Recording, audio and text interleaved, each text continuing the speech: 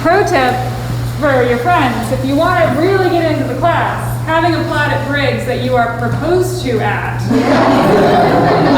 will typically let you in. So this is also interesting. We are going to learn about basically everything you guys talked about in this class, and especially some of the erosion stuff I heard coming up over and over again. We'll definitely be talking about that. I realized in listening to you guys all talk about yourself that you might actually want to know something about me other than just I'm a horticulture agent. So I am actually originally from central Indiana, just north of Indianapolis, one of the north suburbs. I went to school at Indiana University in Bloomington to study biology. I worked in insects while I was there, and I came to Duke for my PhD knowing that I wanted to study insects and I did not want to do field work. These were my two criteria in life. I ended up studying plants and doing extensive field work.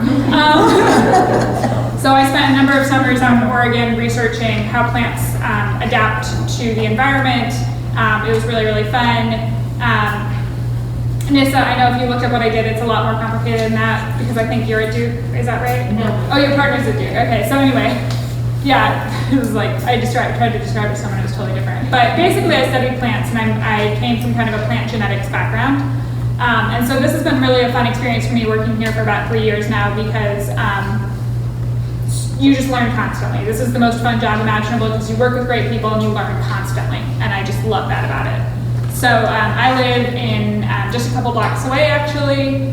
Been in that house for about 10 years and we'll be moving in the next year or so, but who knows, right, with the way things are right now. So yeah, that's me. Oh, and I have 2 beagles. They're like my life. So with that, we're going to transition into a little bit more class logistic type stuff so you guys know what's going on. We're going to go until right around 10:30. We're going to hit a good break point somewhere in there and then you can have your break. Just to give you guys a heads up in the back, if intranet and final project go after the break, that might happen just depending on how far we get, but don't worry, we will get to both of those. So we've talked about bathroom locations. The other thing I'll say is, you know our parking is rough. Like, I think maybe you finally appreciate how rough I was trying to tell you it is. So just be aware, plan early for parking. We do try to start pretty promptly at 9 for normal classes, so just be aware of that. For name tags, this is really important. We are a name tag loving people. We do name tags at all events. If you are out doing Master Gardener stuff, you always should be wearing your name tag. That's quite important. If your name tag does not have the name on it right now that you want it to have, just write the right name on it and give it back to us before you leave and we will get you a new one made for next time. And so I know we've had a couple of those. Again, we have the line for pronouns and that can be really helpful. Yeah, and just be really aware that like there are, when you become a certified Master Gardener, there are fancy name tags that are hard and they're really nice. But this one you'll need to hold on to and just make sure you don't lose it because, you know, life takes a while and it will take us a minute to get you a new name tag made. So a lot of you have already had your picture taken today. Make sure you get your picture taken before you leave. We do that because we will upload your pictures to the internet and we will also create, you know, selfishly a cheat sheet for us so that we can kind of study and learn all your names a little bit more quickly. I will make that available to you guys as well so that you'll have a cheat sheet for each other, which is really helpful. Wonderful. Yeah, but just make sure you get your picture taken. I think the majority of you already have, but we'll grab you if you haven't. Class requirements. Okay, so first off, I will start with absences. You are allowed 2 full free pass absences, right? Like, you still need to do your quiz, but you don't have to attend class and it's fine. I like it if you give me a heads up. That's really helpful for me, but I know sometimes things come up, whatever happens, right? You also can watch recordings. You might notice I've been turning this on and off and recording. You can watch recordings for a number of classes that you miss. I would prefer that you not like go nuts with that, right? There's a real benefit to us being in person and being together and learning this way. But you know, if you need to miss a handful more classes, you know, maybe 3 or so, just let me know, and what we'll do is you can watch the recording and then you share a fun fact with me that you learned from the recording. Try not to make it from the first 5 minutes. It's a little bit transparent. kind of our very official system, right? So there's a way, if you need some flexibility in your schedule, to make that work. Again, just coordinate it through me. It's easy. Just shoot me an email. It's pretty straightforward. For the quizzes, or for the class themselves, we do have quizzes. They are available online on the intranet. I will also send you the link to them. They are Google Form quizzes, so you complete them online. Each quiz is due the Wednesday after the class happens. So this week's quiz will be due Wednesday by noon. The way the quizzes work, and you have a walkthrough in your folder, is that you can submit that quiz as many times as you want until you get the score that you want. You can miss up to 2 per quiz, but you can just keep resubmitting that thing indefinitely, right, until noon on Wednesday. This week's quiz is really a do you understand how the quiz works quiz. But please take a look at it. You need to complete all of your quizzes. That's quite important. You can miss up to 2 on a quiz. And stop me at any point, raise your hand if you have any questions. We also have a final project. Marianne will talk to you more about that. We have the final project because we don't have a final exam. Many counties do a final exam. That sounds stressful and not like what we want to be doing. So instead we have a final project that's really amazing because it allows you to really take a deep dive into a space and understand everything that you're learning and apply it to a space. And it's very, very useful. I know I hear a lot of people say, I still use my final project, right? Like it is still of value to me. So we'll talk more about that in a little bit. The most important thing I can say to you about that is the final projects can be intimidating. You'll be fine. Everybody gets through. Everybody's is good. We will work with you on it. Please do not just like freak out when you see what it is. Sometimes they can be a little bit intimidating, but everybody gets through them and you'll learn so much doing it. So the way the Master Gardener program works is that you guys are students, right? So you are students up until you finish the class, at which point you enter what we call the intern phase. You will be interns in 2022.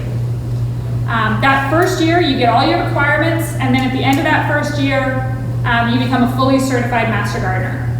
Certification carries forward for a year. If you complete all the requirements again, right, you become recertified, kind of in that way. As students, eventually we will start opening up slots for you to volunteer as well. It's really nice to start getting your feet wet with volunteering, even as your students. But that intern year is really the year where you'll have to meet your requirements. Your requirements will be 40 hours of volunteer service. We're going to do for you guys 10 hours of continuing education.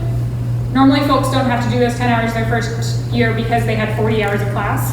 But for you guys, because it'll be a different year than your class year, and because we have really, really awesome continuing education offerings, and at some point I just want to like get you in the habit of doing that because we offer a lot of really cool stuff, and typically people are not struggling for their continuing ed hours, right? Like those are really easy hours to get because it's like, hey, go do the stuff you already find interesting and then tell me.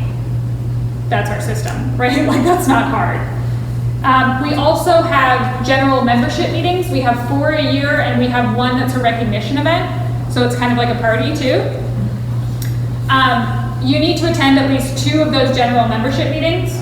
Right now they are all via Zoom, and they are recorded, and so the fun fact rule applies, right? If you can't make it, you watch it, you tell me a fun fact, and I count you for it. Once we go back to in person, you'll actually need to like go. 4 of those 4 membership meetings, 2 are held during the day, 2 are held in the evening. So, and the recognition dinner is held in the evening. So for folks who need to schedule, that works pretty well. Those are important because we A, get continuing ed there, and B, that's where you learn about kind of what's going on in the program, and it's just a chance for us to all get together and be together and see each other, and that's really useful. We actually have a general membership meeting coming up in September that you are more than welcome to attend. I would even go so far as to say I suggest that you attend it, just to start seeing the group. We have a speaker from Duke Farm coming to talk to us about how some of their work there kind of intersects with like larger questions of food security and food justice, and how do you think about the way that the people are interacting with the land, not just how do you grow the tomato, but like what's the whole human story behind it. That will be September 8th from 10 to 12 a.m. via Zoom, so if you can't catch it because you're working, remember the recording will be available. Those are kind of the major class logistics and Master Gardener certification. Does that all kind of make sense and jive with what you guys were expecting? Okay, cool. So, other groups use this building. Our parking can get crazy. We will try to tell you if things are going to be especially bad for any given reason. We don't expect that, but we'll certainly let you know. Basically, the back half of this building is Welcome Baby and other early childhood support services, so just be aware that I wouldn't go too much past the bathrooms if you don't know what you're going for, just because you're kind of drifting into another program space and they're all bustling and busy and doing important work. So just be aware of that. The Master Gardener office is right here. Pam is typically in that office. That's where you would volunteer. My office is basically right above the Master Gardener office, and you can always find me there. Well, you are always welcome to talk to me if I am there. Is how I would put it. Because right now we're still on a little bit of a strange schedule here. Not everyone's in every day, but starting in September, we will all be in most days, so you can find me. I will say to you that I am much faster by email than I am by phone. I typically catch emails pretty fast. Phone, I'm working on it. And so if we have any makeup days that are required, we'll talk about this when we look at your schedule. There are 2 makeup days built in at the very end. This is normally more of a thing when we're having the class in the spring and we might have snow days, but who knows, maybe we have hurricane days, right? So just be aware of that there are some makeup days. I will email you as soon as I find out if something like that's happening. But if you don't hear from me, assume class is moving forward.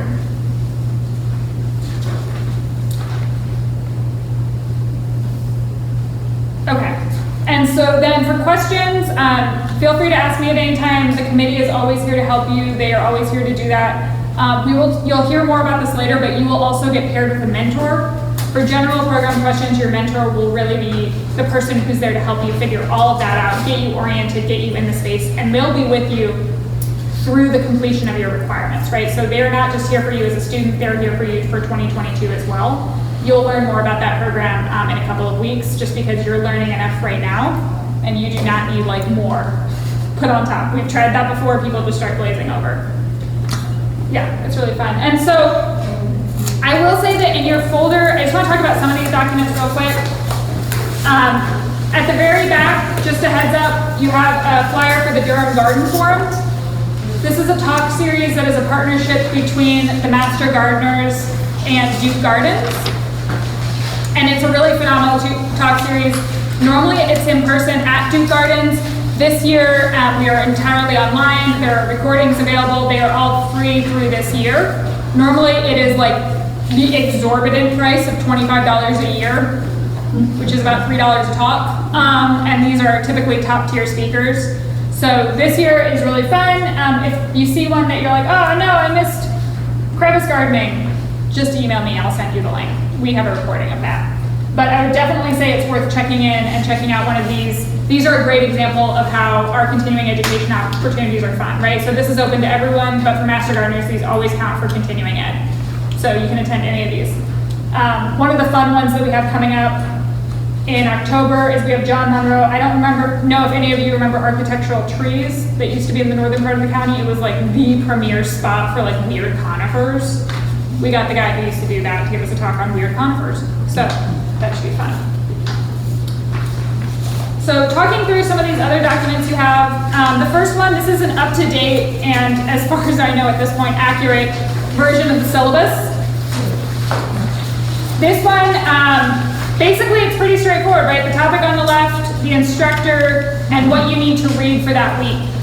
The readings are always in the North Carolina Extension Gardener Handbook, that book that I keep being hey, buy it, or it's free. Either way, you do you.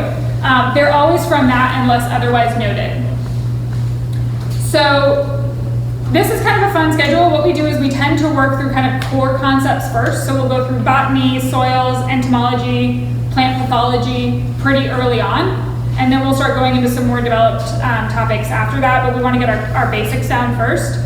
We also have, I want to draw your attention to the fact that on September 2nd, we have a half day at Chatham County Cooperative Extension. What we're doing there is we are going to learn from Debbie Ruse about her Pollinator Paradise Garden. I don't know if you have ever tried to attend one of Debbie Ruse's pollinator workshops. You typically can't, they sell out. I got on the wait list and I'm an agent. There's one in the back. She's like, I'm waitlisted. I was like, okay. So we have her teaching kind of the core part of that class for your native plants class. And then we'll be taking a tour of her pollinator garden that she's been working on with volunteers for the last however many years. It's an amazing, amazing space. She knows so much. It's really, really inspiring.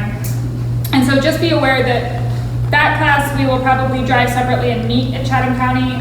We had big dreams of carpooling, but you know, shoving a lot of people in a small space right now doesn't seem quite right. And so we might drive separately. If you need to leave a little bit early because that class might go long, there's a really easy break point where you can leave early and basically be home at the same time as when this class would end. So that's easy, yeah. So just to confirm, we go from home directly there, we don't come here first? Right, go, yes. And so we'll need the address and... I will send you all that, okay. Yeah. And all other classes are here, other than that one? Yes, all other classes are here. On September 16th, we have an afternoon tour of Briggs that is optional. We will meet out at Briggs for that, but for everything, after every class, I will send you an email of like, here's what just happened, here's what you need for next week, right? So I will like try to preempt you, but also ask me those questions throughout. But you will get these like long emails basically every Thursday afternoon of like the plan, right? So yeah, I think this is pretty exciting. We don't know of any changes at this moment, but one was made yesterday, so I'm going to say that this is up to date. And there is also a version of this on the internet. Wanda will show you where that is, and it will stay up to date. And if changes are made, you will be notified as soon as I possibly know.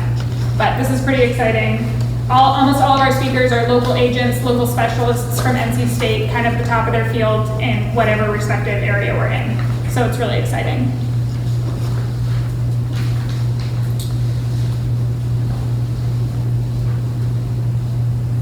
Wow, I'm ahead of myself. Anyway, so with that, I'm actually going to say, why don't we take a minute? Marianne, do you feel like you could do the projects now? Sure. You feel good about that? Okay, so I'm going to turn it over to Marianne, and she's going to talk to you about projects, and then we're going to take our break. I can do it. Final project. Most important thing to remember about the final project gang is that it's for you. It's secondary to us to take a peek at what you're doing and just be sure that you're on track and see if we can help you with any questions or any guidance or direction on it. But the big deal is that it allows you to take what you're learning in this class and put it to work with your hands in your place, wherever that might be. It's been really wonderful to hear you talking about all the different kinds of places that you live in and your experience and what your yards and gardens and stuff are like, because that's perfect for your project, whether you have a container garden on your patio, if you're in an apartment or a condo or townhome, or you live on a farm, or you're in a suburban area, or live right downtown here and have a front yard or a backyard or whatever, it doesn't matter. This is your project and your site. So the first thing you do, if you haven't already chosen a project site, is to pick one. It can be as small as you want it to be. It can be as large as you want it to be, because you can always change that. You can make it smaller, you can add to it, you can just choose, for example, I want to start a vegetable garden, or I want to add a new bed to my vegetable garden, or I want to start a tiny orchard, or I want to start a new perennial bed, or I want to grow an oak tree in my backyard where I don't have any. It doesn't matter. Again, it doesn't matter to us how big it is. It doesn't matter to us how grandiose or not grandiose it is. And most importantly, it doesn't matter how you submit it to us. If you're a pen and pencil person or a pencil and paper person, you can do it all by hand. If on the other hand, you're a really techie person, you can do it completely online. Submit it online, put it on a flash drive, however you want to get it to us. We're happy to get it because it's for you. So the first thing that you do, like I said, is that you pick your spot. Then you draw a map of your spot. You can go to the tax office and get a plot map and work from that, or you can just sit down and draw or take a photo of and then convert that into a sheet of paper that you're working with, because we're going to have you do several exercises with that you to draw on that map everything that is in that site. So, for example, if you're doing your yard, you put your house on it, your garage, your shed, your fence, the tree, the shrubs, the perennial beds, and draw it to scale and tell us what the scale is. So that when we look at it, we can tell whether it's a 100-foot canopy oak or a 10-foot canopy oak, things like that. Where's your water source? Show that on the map. If you've got neighbors that adjoin you that are going to cast shadows into your project area, that's important to think about. So put everything on that map for your project that shows everything that will affect what you're doing there. So you're thinking about sunlight, you're thinking about the soil situation, you're thinking about the erosion, many of you have mentioned, thinking about water sources, all those sorts of things. Then after you've done that, what you're going to do is take a look at all the components. What makes plants live? They need sunlight, they need water, they need nutrients from the soil. They need to be cared for, they need to be put in the right place. So we're going to ask you to think about all those things. Describe where you are. You're in a city where you're dealing also with the pollution that comes through all that time. And you're in the country where you might have pesticide or herbicide drift onto your property. Does your neighbor kill mosquitoes every week in the summertime? All those things that can also impact what you're doing and how you're doing it on your particular chosen site. Then think about the soil. We're going to ask you to take a good look at your soil test report and the implications for whatever it is you've chosen for your project. We're going to have you touch the soil, pick it up, squeeze it, decide what kind of soil it is, what's the texture of it, what's the type of that soil. We have a very prevalent clay in this county, but not every place in this county is heavy with clay. A lot of places have been augmented or changed. Many of you, or some of you, may live in developments where the topsoil's all gone. There's only subsoil that's there. Smattering of sorted topsoil has been put on top of it that you're going to have to deal with. So then we're going to ask you to look at the sun and draw where the sun is on this project. What's the sunlight look like in the morning in this project? What's it look like at lunchtime? What's it look like in the afternoon? We're moving into the fall now. The sunlight's going to change. What's it going to be like in the winter though? That particular site's going to have really different sunlight potentially than it does now and that it will in March and April. So I'd ask you to take a peek at that. Then we're going to ask you to look at all the plants that you have in that area. If you don't have any plants, don't worry about that. Think about the plants you want to put in that area and do the same drill. The drill is to identify them. And I remember one of the things, first things I learned in class was talking about the plant as I knew it was insufficient. We want you to talk about the scientific name for that plant. So when I say it's such and such a thing, we all know it's such and such a thing and not what we've been taught from childhood that that plant is. So what is the name of that plant? What are the growing conditions it needs? How big is it going to get? When does it bloom? Does it have color advent? All the different things about that plant we ask you to list and describe, whether a tree, a shrub, a perennial, an annual, whatever it is you've chosen to work with. Then we ask you to think about, okay, you've identified your plants. What about the pests? Who chomps on them? The insects, it's not only insects that are, other things chomp on your plants as well. Birds chomp on them, dogs, cats, muskrats, possums, raccoons, all kinds of things. Deer. Of course, the elephant in the room and the deer. All those things chomp on their plants. What does that mean for you? What does that mean for your project? What do you have to do about that? Do you want to change your project? You want to change your plant? You want to exclude those animals? You want to treat those pests, insects, or diseases as well?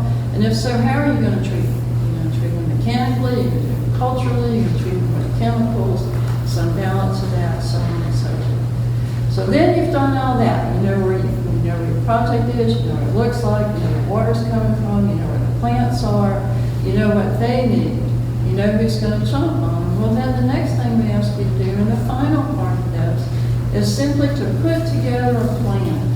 How am I going to deal with all of these things, month by month by month? What in talk about the different things you do, like you seed, you plant, you prune, you transplant, you treat, you do preventive maintenance. So what do you have to do and when do you have to do it? And the end product is you have a nice chart you put together month by month. These are all the things I do to take care of my site that month. And then similarly throughout the year, we give you a sample table you can use to do that, but you can modify that table to fit you all. The end product then of this is that you know what you're doing in your project site year-round. And from that, you can pick another site, replicate the whole system. You can make your site smaller, you can make your site larger, you can pick another project you want to work on.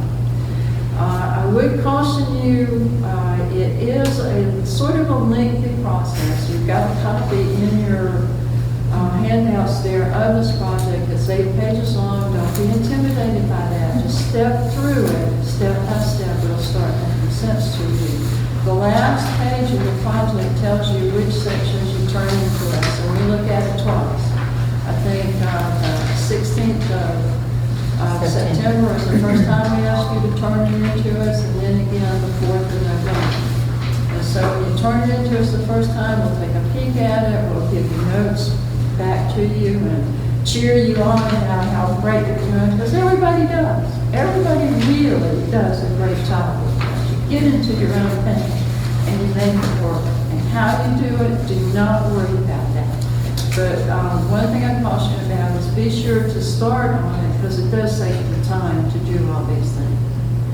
I think I covered everything. Is there anything I've forgotten? Anybody? Or anybody have any immediate questions? And do remember also that we're always here. We'll always be able to answer some way, somehow, any question you come up about that has to do with the project. And don't worry about it. It's fun. It's your work. Well, I know we're a few minutes, but thank you all. Woohoo! Thank you.